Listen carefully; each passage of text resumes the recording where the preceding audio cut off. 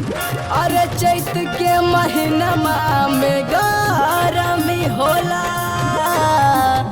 बहेला हवा पछिया हो, रहेला तू त बाहर भैया, भौजी के खराब भइल इहमा मतिया हो।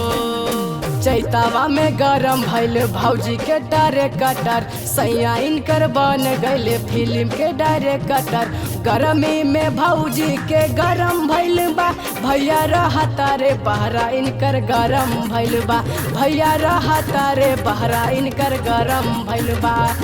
चैतावा में गरम भइल भौजी के डायरेक्टर, सैया इनकर बन गइले फिल्म के डायरेक्टर। गरमी में भौजी के गरम भइल बा, भैया रहता रे बहरा इनकर गरम भइल बा।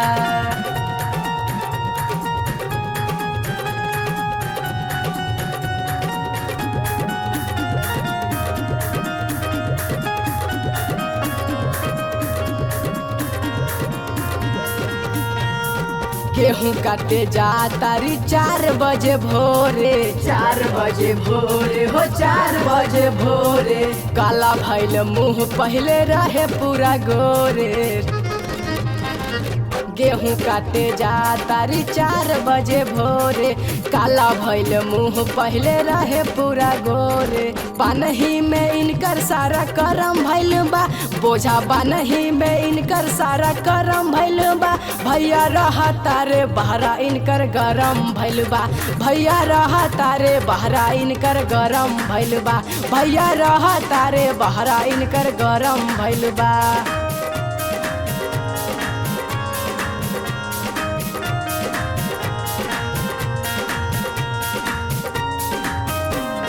रोजे गरिया बतारी अगुआयन जस के, अगुआयन जस के हो अगुआयन जस के। फोन करके कहा तारी गौतम नवलेस के, गौतम नवलेस के हो गौतम नवलेस के। रोजे गरिया बतारी अगुआयन जस के, फोन करके कहा तारी गौतम नवलेस के। सुखल सामान इनकर नरम भइल बा, सुखल सामान इनकर नरम भइल बा। भैया रहता रे बहरा इनकर गरम भइल बा, भैया रहता रे बहरा पूरा गरम भइल बा, भैया रहता रे बहरा इनकर गरम भइल बा। चैत के महीनमा में गरमी होला, बहेला हवा